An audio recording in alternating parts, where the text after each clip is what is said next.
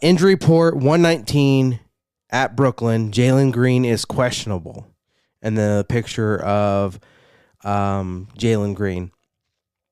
I saw that, and like I said, I might be reading into it a little bit too much. But normally when the Phoenix Suns, it's not abnormal for the Phoenix Suns to talk about their players and injury report. I think by rule you have to do it, by a certain time before game time, and most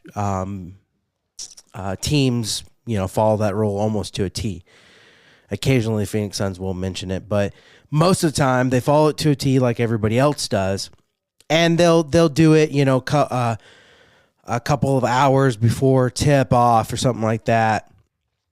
Maybe after shoot around or something like that, and they'll do it, in partnership with Banner Health, and it'll be the Banner Health update: who's in, who's out, what the injury is, if they're questionable or not, and whatnot. As someone that, covers the team, tracks the team as a daily basis, doing the show, I noticed that trend.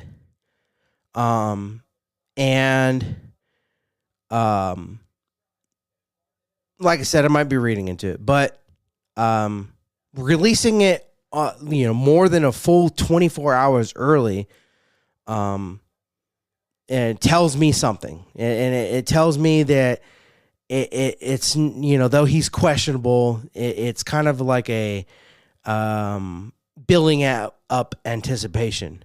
Obviously, we all remember the sensational debut Jalen had. Just looking like the missing piece for the Suns. And of course we have that after that first quarter, during that first quarter, somewhere in there, re-aggravating the hamstring. And then, what a gut punch we felt like that was. We had that initial report of 4 to 6 week recovery, and then a 2-week reevaluation period after that. And obviously, we've all went through that. We get it. Here's my take on all of this. I'm betting that Jalen Green is available for today's game. I know he's mentioned as questionable. Obviously, on a pitch count, aka minutes restriction, until he, gets his feet underneath him. Especially, that they've been playing the cautionary tail with him, re-aggravating that same hamstring.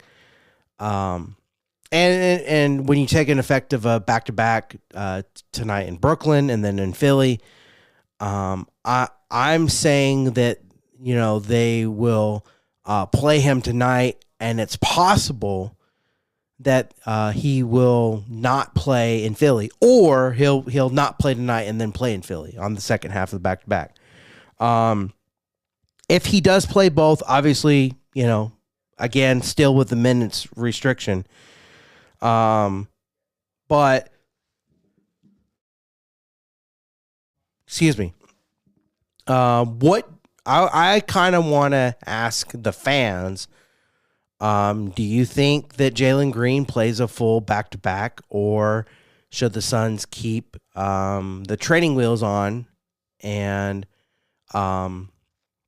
let him rest, until they return back to Phoenix?